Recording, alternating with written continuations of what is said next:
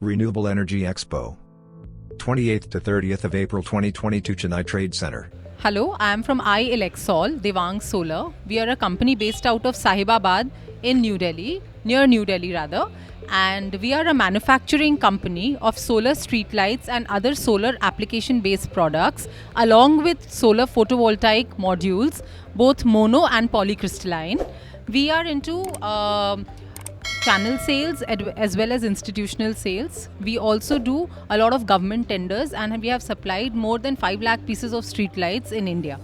And we have also run 2,50,000 home lighting systems in various places like Assam and Odisha, and also in West Bengal, and also Maharashtra and Kerala. It was a good idea for me to come down to Chennai. I have not tapped the southern market of India. We chose this exhibition to exhibit our products so that we can make a good distributor network out here in the southern India. I hope this becomes a good platform for me. I had got a tremendous response on the products and people have loved the products. We come across as a good manufacturer, as I understand by what people have said.